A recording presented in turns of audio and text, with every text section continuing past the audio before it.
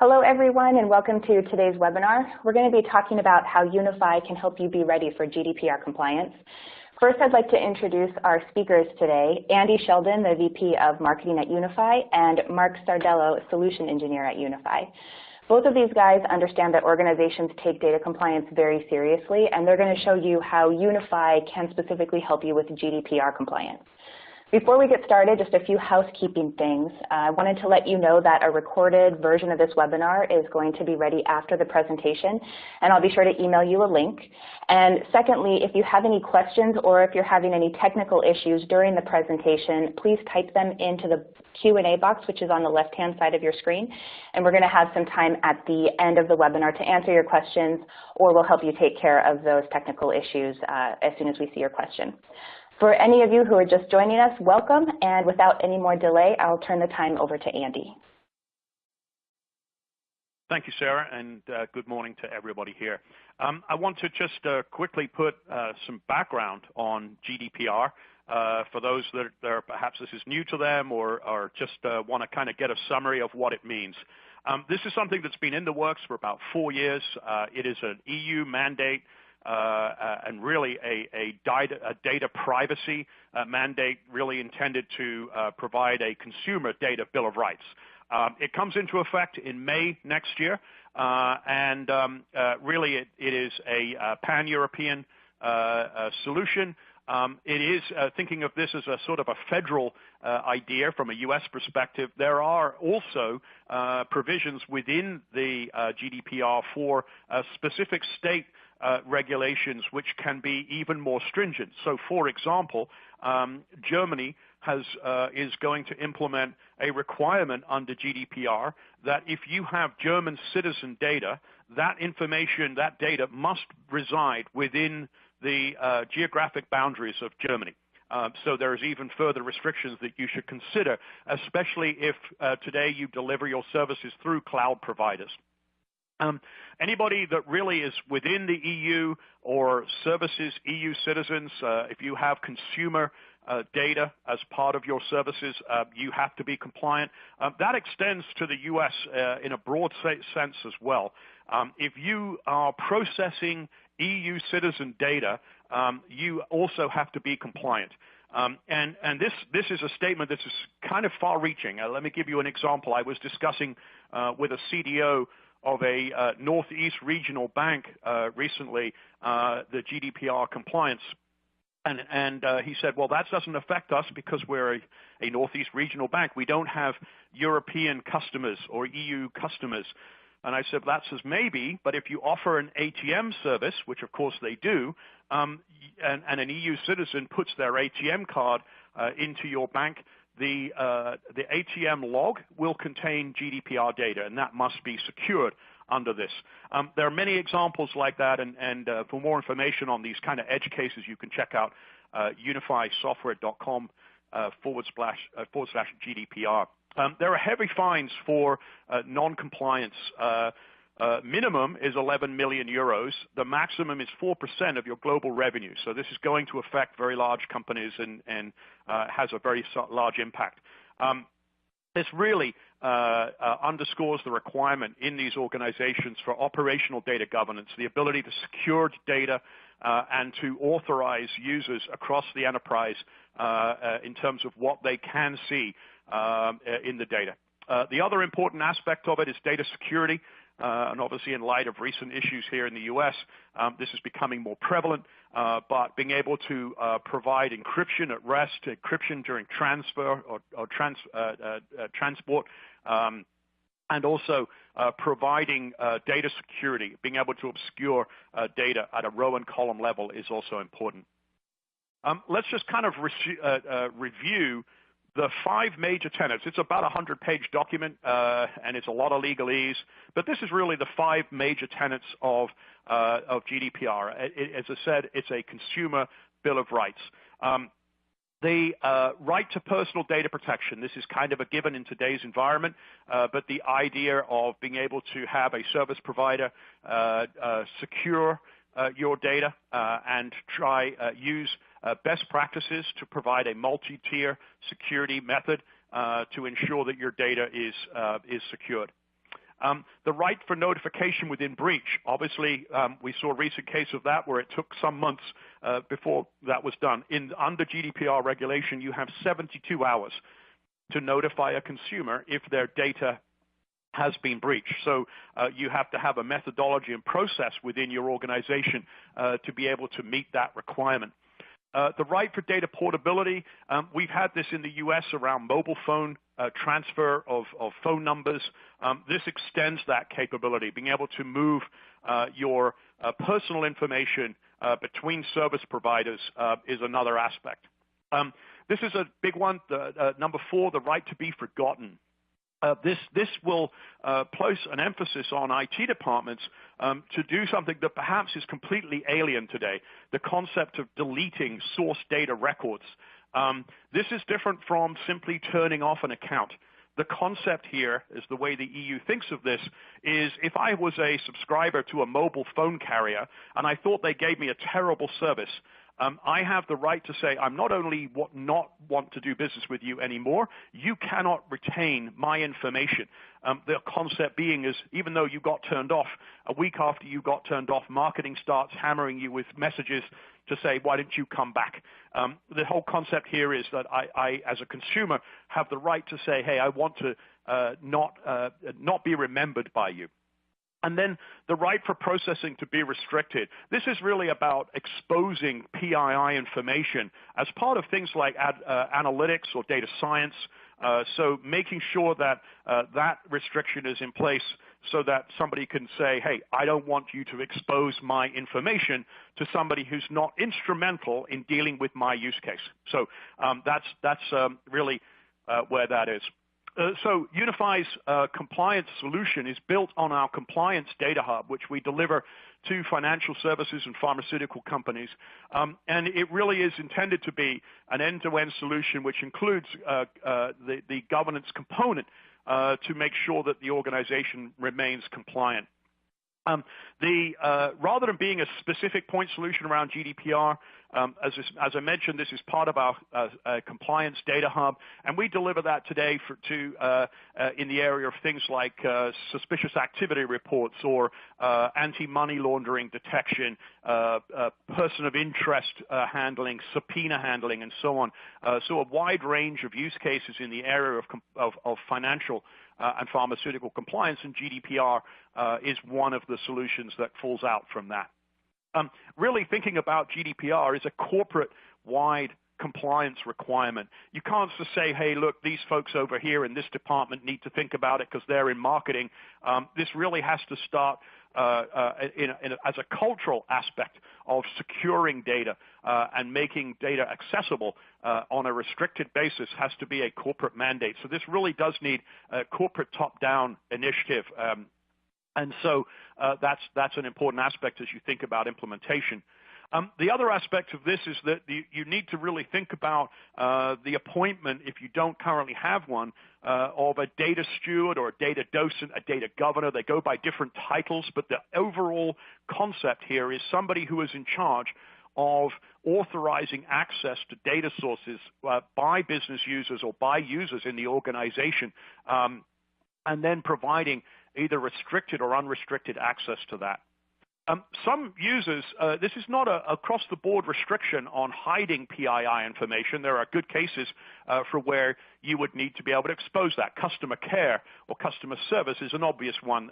They are required to obviously be able to call up customer information as part of being able to provide services or support to that consumer, and so therefore they would need to have access to that. However, somebody who was doing a customer experience analysis or journey analytics report would need to have access to the data but shouldn't be able to see PII. That is the difference there.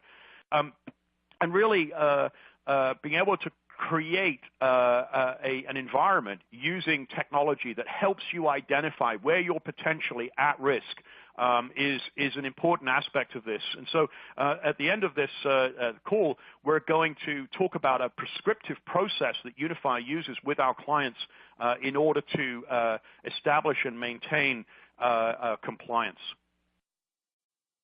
Let's talk a little bit about some monitoring capabilities. So we have a feature within the Unifi governance platform called RegAlert. RegAlert is essentially a constantly running real-time monitoring tool that is looking at how the data platform is running, who is currently authorized to access data, what are they doing with the data, and so on and so forth. We have a comprehensive audit capability around the data governance pillar of the Unifi platform. And the information that's coming into that audit trail is being monitored by RegAlert. So the idea is that if a user tries to access a data source that they are not authorized to do, they can request access through the Unifi platform, and you're going to see Mark show you this in just a second. That request comes into the Data Steward. The Data Steward looks at their role in the organization and decides to grant access. If they are using data that they have been granted access to, and that using a process, for example, in data transformation that might subsequently expose PII or create PII, that would be something where the RegAlert product would alert the Data Steward to say, this is an environment that is likely to create a non-compliance result, and the transformation is stopped. The Data Steward is notified, and correction can be made. This is a very important aspect of thinking about data governance holistically for your data platform. While there are excellent data governance products on the market today, what they do is primarily secure primary source data and derive data sets. But often they have no visibility or insight into a data transformation or ETL process within the environment.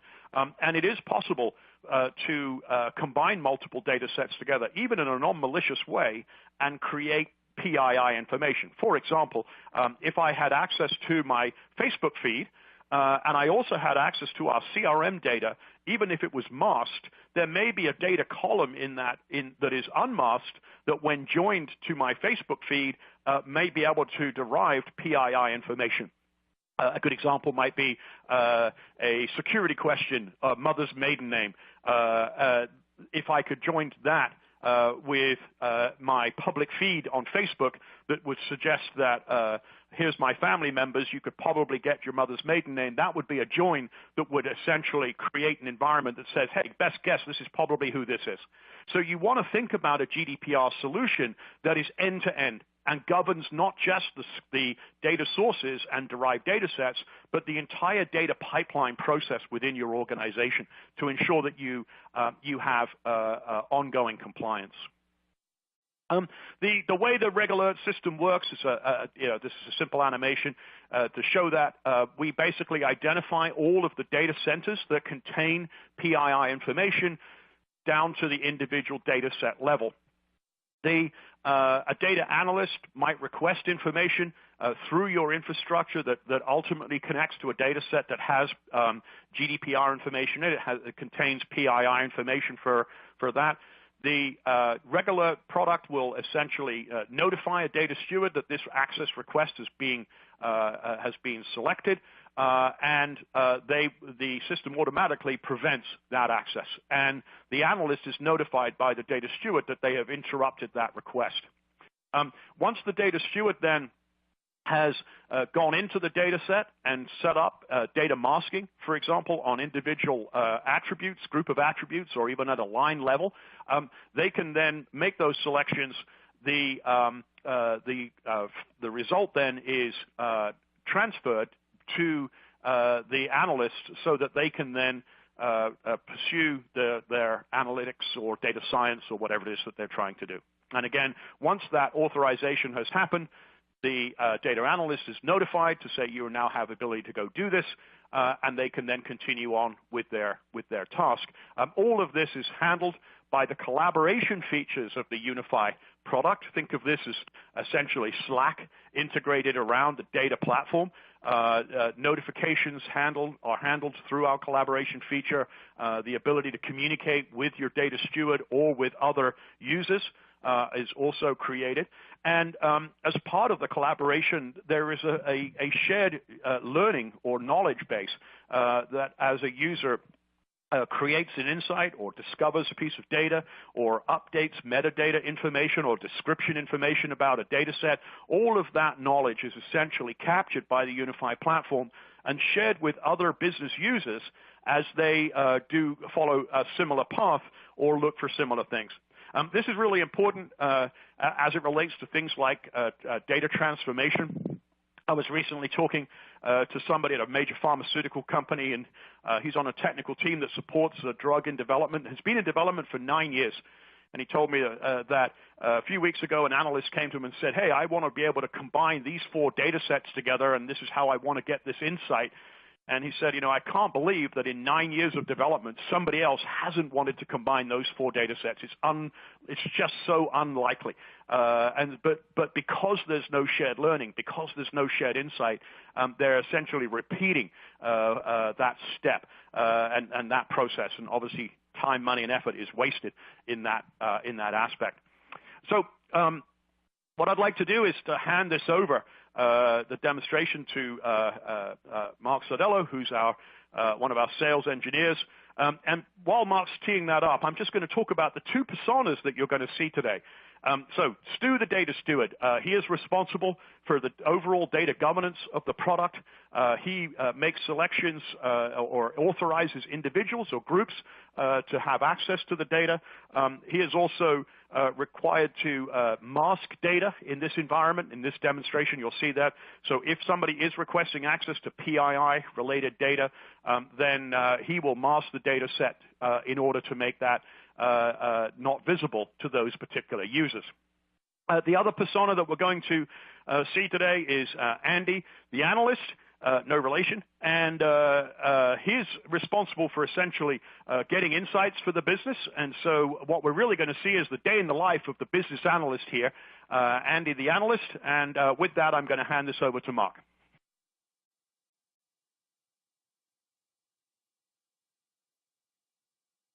Thanks, Andy. I appreciate it. Again, my name is Mark Sardello, and I'm going to walk through a bit of a day in the life presentation here, as Andy just set up for us. So we're going to start off with, I'm going to wear a couple different hats. I'll try to be real clear about which hat I've got on. And so starting off the demo, I'm going to play the role of Andy. And in my role at Contoso, I'm a business analyst and use a couple of key tools in getting that job done. What we're looking at on the screen right now is a Power BI dashboard. Like most companies our size, though, we have pockets of Tableau users. We've got some Click community folks, and really a variety of advanced analytic tools as well. And so one of the things we really love about Unifi at Contoso is that it's really data agnostic and tool agnostic from that perspective. So everything that we're going to look at is really fully supported across a broad spectrum of consumption tools. I have just completed a dashboard for the executive team, and a very typical dashboard could be created in half a day or so with all the right data, things like that. Looking down the left-hand side, I've got sales, discounts, some key metrics down through gross profits. A nice chart here that's showing me a trend of the sales and the overall quantity by month. And then I've got some sales and gross profit information up at the top. And so, again, we are an electronics distributor, so you see a lot of the different product SKUs that we sell here. And down below, though, the one thing that makes this dashboard different than a very typical dashboard you might see is that we're really sourcing this dashboard from many different sources. And we use Unifi to be able to pull all of that together. And what I mean by that is if I look at the store data here, that's actually coming from a number of POS systems that are consolidated into a Teradata instance. If I look at catalog data set, that's coming from a SQL Server instance. From an online perspective, we use Oracle's eBusiness Suite, and so all of that data is being sourced from a number of Oracle tables. And a reseller channel that we have, all of those various systems get consolidated into a MySQL database. In addition to that, we see some promotion data here. So we've also got an instance at Contoso of the JDA promotion system, which gives me some visibility across all of those lines relative to the promotions that we're running. The scenario I'm going to walk through, we have just gone through an acquisition and picked up an international presence. And as a result, the senior leadership team has asked me to go in and start to take a look at more of a global view of our dashboard. You can see that this one, based on the flag and the overall bubble chart here, this is really just a U.S. Based analysis. And so what I need to do now is start to understand where can I get some data to be able to surface up that request. So the other tool that I use day-to-day in my business is the Unifi Data as a Service platform. At this point, I don't really have a clear picture of what data is out there, and so what I'm going to do is go ahead and log in.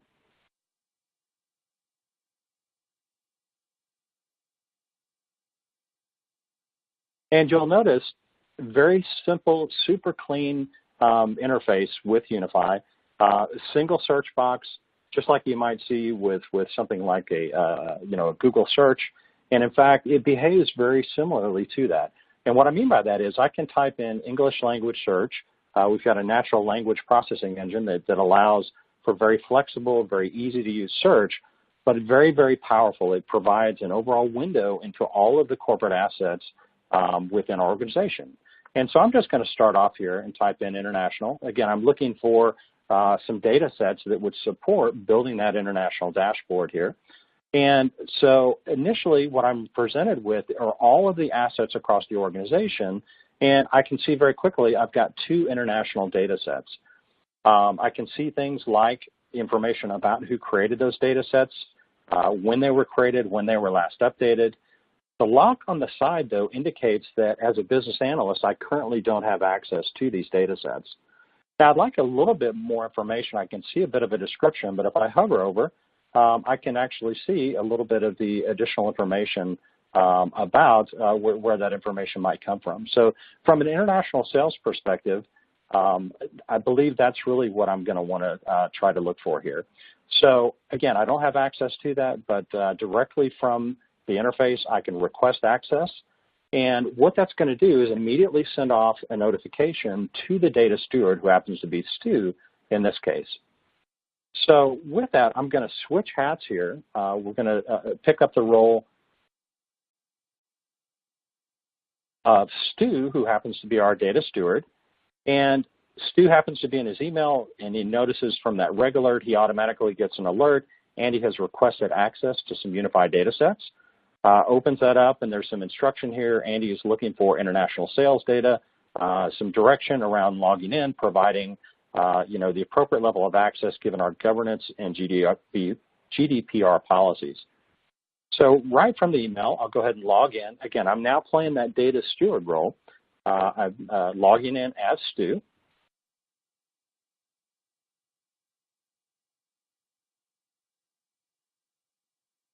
And so, again, I'm presented with a very nice search here. I'm going to type in international.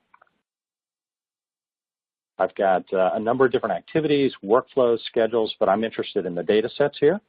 And I can see that this is the data set that we were looking for. Again, this data set happens to be UK, Europe, and APAC sales by country, by month, by customer, product SKU. This includes information like the sales quantity, discounts, total cost information. It's typically used by the business analyst community for sales and profitability analysis. The one thing that I noticed, though, is while Andy did not request it, I know he's probably going to want the international customer file as well. I'm actually the data steward on both of those. Before I grant access, though, I noticed that the international customers has been tagged as containing PII data.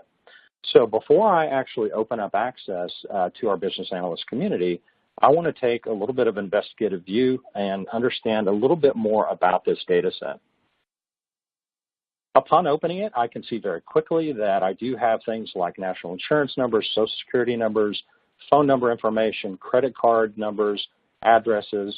So certainly this data set does look like it was tagged appropriately as containing PII information. But I might want to explore the data a little bit here. So I do see some business valuable information, things like our lead source. And if I drill in a little bit further, I can start to get an idea of the values in that data set, some of the breakdowns of that particular column. But what I'm really interested in here is the policy engine that really drives what is tagging or what's driving that PII tag here. So what I can see here from our policy engine is I've got a nice business description. So at Contoso, we do like to track and put out a business glossary and really provide a wealth of information about the fields, the column names, things like that. I do see, though, that I've got a number of PII fields. The data steward here happens to be me all the way through the data set. And from an access level, I've got full access. But what I do see is from a business analyst perspective, there are certainly fields that are full access, wide open, no problem. But I do see a number of restrictions. So things like that credit card number, if I scroll down a little bit, things like the national insurance number, social security number, these are restricted. The data must be masked prior to sharing this with the business analyst community. So again, it does look as though it was tagged appropriately.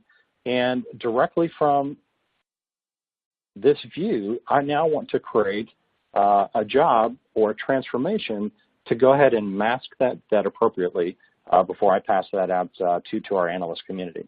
So I'm going to create what's called a transform job here.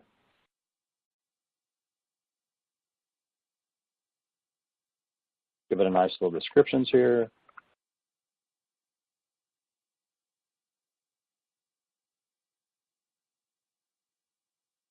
And what this is going to do is walk me through just a super easy to use, very simplistic, very fast, wizard-driven process. It's made up of 6 steps. In fact, in this particular case, though, I really am only going to need a few of these steps. So we can see I've got my international customers' raw data here. When I go to the enrich step, Unifi has detected, so when Andy talked about the AI layer, the artificial intelligence and machine learning that's running within Unifi, I can easily see that we've got some recommendations on various functions. So Unifi has detected that this data set has PII information and that it's suggesting we may want to go ahead and use some of these functions to encrypt and mask that data. And to do that, it's simply a one-click, single-click function. There's no scripting, there's no coding or anything like that. And I'll just go ahead and apply all 6. I can see those now that are going to be applied to the data set, things like masking the name, masking the address, masking and only showing, for example, the last 4 digits of a social, also doing some encryption, things like that. So again, very easy to walk through this process. Once I do that, I want to select the appropriate columns. And in this case, I'm going to remove a few since we've done some masking. But we do want to go ahead and leave some of the business information.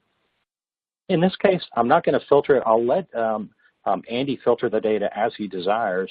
And so from that perspective, I'm going to go ahead and select all of my columns, and I'll go ahead and run this particular analysis.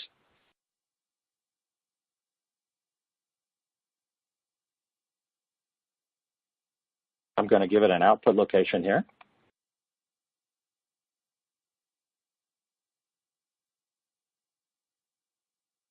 And we'll give this guy a name. And then I'm going to go ahead and execute this process. And so what's happening there is Unifi is using that business rules logic that we just created. It's walking through and it's actually creating the masking around that job. So again, we're trying to get this data set over to Andy so that he can go ahead and create that global dashboard view, if you will. But we do need to let Unifi execute a little process here. We'll jump in and take a look at it. Again, about a 20-second little process. And at this point, what we've done, again, is mask that data so that it can now easily be used from an analytic process. The one thing that I also do as a steward here is I do manage the associated user rights and authentication, things like that. I've got a group that's called Contoso Business Analyst. So in addition to creating that data set, what I want to do now is actually make sure that Andy has access to those points here. And so with that process, in the essence of time here, we'll jump right back over to the role. Again, I'm switching hats here. We're going to log back in and view this demonstration from the view of Andy. He's gotten a notification. He now wants to pick up that data set. He's going to come in and search on that international. Again, 2 data sets, and now he's got access. So The one thing I notice is I asked for this international sales data set, but it looks like Stu has also given me this masked international customers data set. That's a little bit interesting to me, so I'm going to take a quick look at it.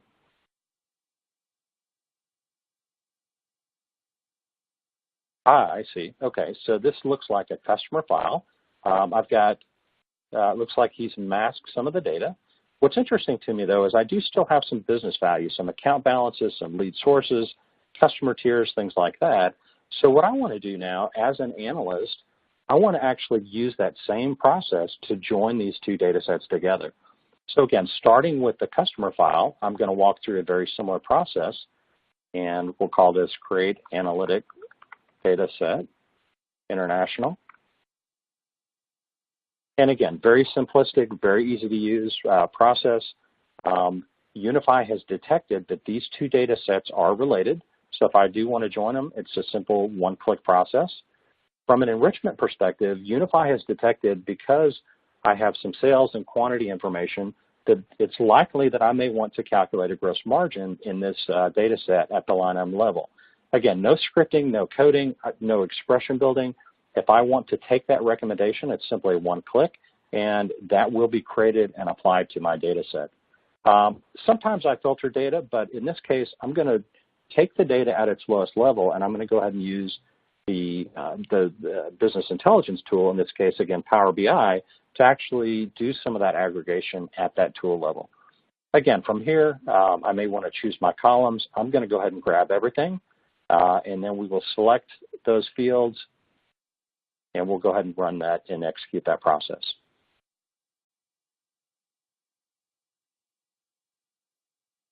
So again, that's going to execute those business rules. From that perspective, if I get back to my business intelligence solution, and if I move over now, what I've done is I've repointed this particular dashboard back to a data set. That data set now happens to contain globally, global sales information.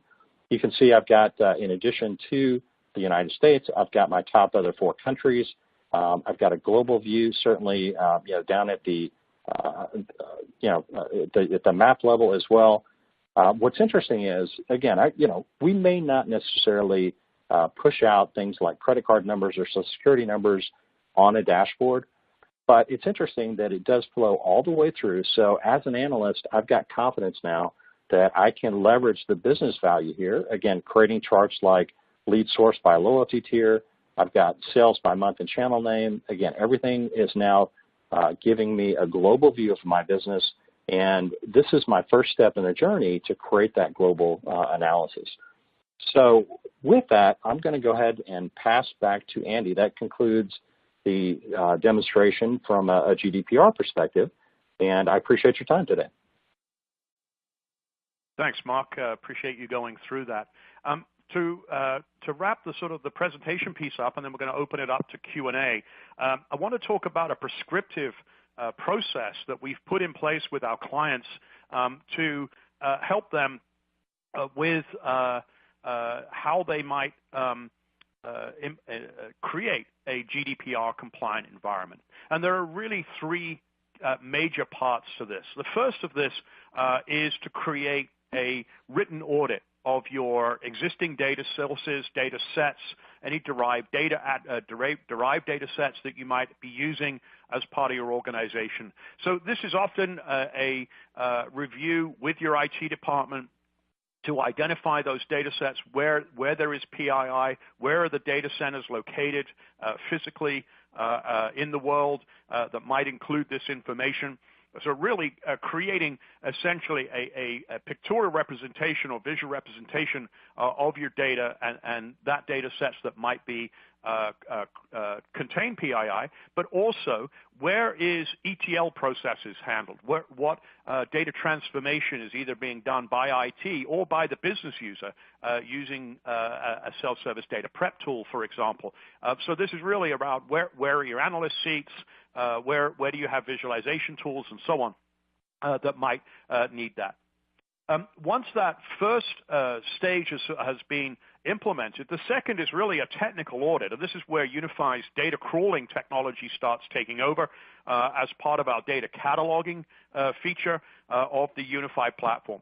So we connect in place to your data sources, and wherever they are, we're essentially creating a data virtualization layer, and then we use a change data capture model to be able to update information each time a transformation job is handled, for example. When we go connect to a data source, and we have a very wide range, we can pretty much connect to any data source today. We have over 120 native data connectors. We often implement the bulk data transfer or offload capability. So, for example, if we're connected to a Teradata instance, obviously we don't want to be pulling down that environment to be able to pull data out as part of a data transform. So we use the bulk offload API to be able to implement that, pull data out without infecting the primary environment. Once we have connected to a data source, or been connected to a data source, the machine learning aspect of Unifi starts to pull back the metadata, the header information for that data, and we also start profiling the data sources. So Mark talked about PII tagging. This is an automated function inside Unifi. We automatically detect today through our profiling engine over 30 different types of data, everything from first name, last name, address, social security number, national insurance number, phone numbers, emails, FICO scores. There are a whole bunch of different aspects of that, including vertical specific data. So ICD-9, ICD-10 code data in medical claims information, for example. All of this is pulled back automatically and creates essentially a data catalog that you can then use for searching through your data, as Mark showed you. But most importantly, this is identifying everywhere that we found PII. This should track with what we found in the written audit. Sometimes we'll find derived data sets that people were not aware of that we're pulling back. And what is being created here is essentially a policy access engine. It's essentially creating an environment that the data steward can then go through with the executive team or with the different department heads and say, okay, so we found this information. What is the policy as it relates to accessing that specific piece of information or that data set? And once that the policy engine has been created, and then a policy applied to each of those data sources or derived data sets, then we're ready to start implementing governance. So this is really where we start turning on the data security that Mark talked about, where we've identified a data source that has PII information in it and needs to have that level of data masking. Then all of the functions there as it relates to applying those policy access engine criteria, and then fielding requests from business users, so training your users on how they request data through the unified data platform, as you saw in Mark's demo, handling those data requests, identifying who is this user and how they can be authorized. We can also tap into existing Active Directories, for example, so we can start implementing those kinds of functions en masse. Certainly, if you have thousands of employees handling individual requests, may be somewhat burdensome. So being able to say, right, everybody in marketing, this is what you can do. Everybody in finance, this is what you can see. All of those kinds of things based on existing internal directories can be applied here and make that very quick. So really, the concept at this point then is to train data stewards on how to handle requests, how to go through and select columns for data and rows for data masking, and then how to handle any RegAlert information that comes in, and similarly providing training materials for your users to be able to access that. So finally, let's just talk a little bit, why are we different? How is our GDPR solution different? Well, we have multiple Fortune 100 companies today that are using Unifi to provide compliance and implementing GDPR solutions. So we have experience in delivering this kind of capability to both large and small organizations. As I mentioned at the beginning, rather than being an individual point solution for GDPR compliance, this is an overall compliance solution, so it can be extended into other compliance requirements that your organization might have. I mentioned this a couple of times, but I can't reinforce this more. If you are today doing analytics or data science where you are enabling a business user or an IT user to perform data transformation as part of an ETL process or self-service data prep environment, you have to implement a governance policy that is tracking that data transformation to ensure that PII or GDPR compliant data is not being created as part of a data transform. And Unifi's end-to-end compliance platform delivers on that. And as I mentioned in our technical audit, the AI-powered data crawlers are creating that governance database automatically. So this dramatically reduces the amount of time, and time is ticking. This is implementing in May next year. So being able to create that governance policy access engine and the database that underscores that in a effective and fast way is a very important differentiator for the Unifi platform. So there's a quick summary of how we can address GDPR compliance from a platform perspective.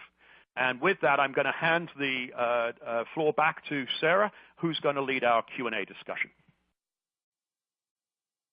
Thank you, Mark and Andy. We will go ahead and take some questions now. Just a reminder to those of you who are listening to this webinar, if you have a question, if you type your question into the Q&A box, which is on the left-hand side of your screen, we'll do our best to make sure that we answer your question. So the first question, Andy, we have one for you here.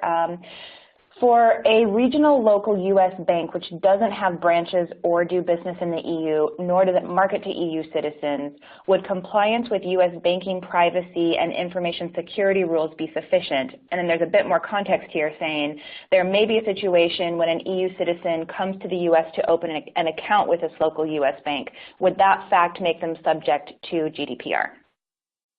Yeah, it's a great question, and I touched on this as it relates to ATMs. You are providing a service through your ATM capabilities to EU citizens. So this is important if you have if you offer an ATM, but specifically if you have branches in cities that are major destinations for European tourists, that will apply. Similarly, you touched on the question included if an EU citizen opens an account because maybe they have friends and family or family that live in the U.S. and they wanted to have a U.S. dollar account as part of paying bills or gifting, that's another aspect that you will now have GDPR data in your customer records that have to be managed and maintained and meet compliance of all of the aspects that we have. So banking is just understanding under the implementation of U.S. banking laws, that does not have the same level of compliance that GDPR is having. It's certainly a more stringent level of compliance requirements. So this will affect banks. By the way, it also affects for people on the call from healthcare. This is another area that you have to consider. Understanding the idea of HIPAA compliance is important, but if you offer an ER and an EU citizen walks into your ER for treatment, you have now essentially created GDPR data. And it's not okay to just say, well, hold on, we're HIPAA compliant, therefore we must be GDPR compliant. Under the HIPAA rules, there is no provision for the deletion of patient record. But under GDPR rules, a patient may say after treatment, thanks very much for your treatment, now I want you to delete my file. So, having the ability to be able to create that environment where you can set that up and manage those kinds of requests is also important. Thank you, Andy. This next question is for Mark. Mark, you showed column level security, but is there also row level security too? Thanks, sir. Absolutely. So definitely can very flexible in terms of the mix and match of the row versus column. As Andy had mentioned earlier, can certainly get very specific. But when we talk about data sets that might be global, that include, both EU as well as the rest of the world data, row-level security would become very useful as well as very important to be able to really share those data sets out across those organizations with a very role-based security model. So absolutely. Thanks, Mark. And another question for you. Do I have to move all of my data into a lake before I can be GDPR compliant? Great question. We get that quite often. So the answer is not with Unifi. We have a data virtualization layer that we deliver through our catalog and discovery features. And so when I was going in earlier and doing a little bit of a search, it was really leveraging this discoverability aspect through our catalog. And so you can absolutely, that model essentially connects to the data in place. And it allows you to sort of use this change data capture that Andy talked about earlier to be able to essentially track that data anytime it's changed when a transform job is run. So thanks for the question. Yeah, thank you, Mark. Andy, let's go back to you for this question. Do you handle the data, or how do you handle the data deletion when someone asks to have their record removed? Yes, so this is not something that Unifi handles themselves. So we do connect to source data, but we do not have the ability to modify source data. That has to be done by the enterprise data engineer, whoever has access to that. What we do track, though, is the request and deletion in our audit trail as part of our data governance pillar within Unifi. So one of the important aspects there is if this data request came up and there was some follow-up action that the consumer took to say, hey, look, I made this request and I want to make sure, we would be able to pull a report that says, hey, this data request came in. The data engineer did the deletion from the source data, and we would then be able to track when the request came in and when it was fulfilled. So having an audit trail throughout your governance environment is really critical as it relates to being able to then subsequently go back and demonstrate that you were compliant in that activity. This does raise another point, Sarah, about end-to-end GDPR compliance. There are many factors or facets to GDPR. We've covered one aspect of that, which is really about securing your data and granting data access to that and masking data sets. But there are a number of other factors that have to be considered as part of GDPR that are not outside the scope of the data platform. For example, your privacy and terms and conditions have to be updated as part of GDPR. So this is something corporate counsel and or your privacy officer needs to consider. If you're providing consumer services as part of this now, there must be an online or mobile activated form that would allow them to make these kinds of data requests, delete my file, and so on and so forth. Your call center must be able to accept a request for deleting data, that right to be forgotten, number 4 on the second slide, and therefore you have to track that in your CX experience. So in call logs, for example, being able to maintain that. This might be something that you would have to search in order to say, hey, look, I'm looking to recognize a phrase that asks to have their data record deleted. All of this needs to be tracked in your organization. So I mentioned how important this is from an organization perspective. It's a top-down initiative. Everybody in the organization must be aware of the requirement for compliance. And so there are many factors or facets of the organization that get affected from a GDPR perspective.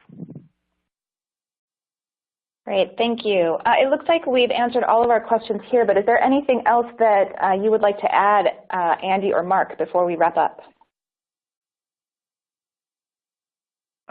I think from my perspective, I mean, I went a little above and beyond the question there to bring in the importance of thinking about GDPR holistically from the organization, not just from a data access, governance, and security perspective, especially around analytics and data science, but really thinking about your overall interaction with consumers going forward from May next year, really an important aspect. And I would be remiss if I didn't point attendees today to a wealth of additional information that's available on the unifisoftware.com website, unifisoftware.com/GDPR.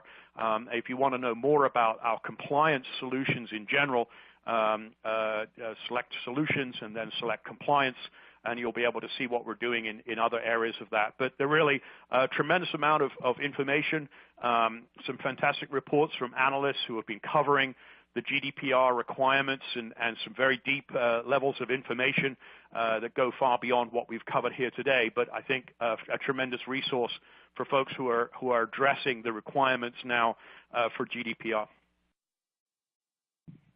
Great. Thank you so much. Thank you, everyone. We appreciate you being here. Thank you for joining us, and we'll see you next time.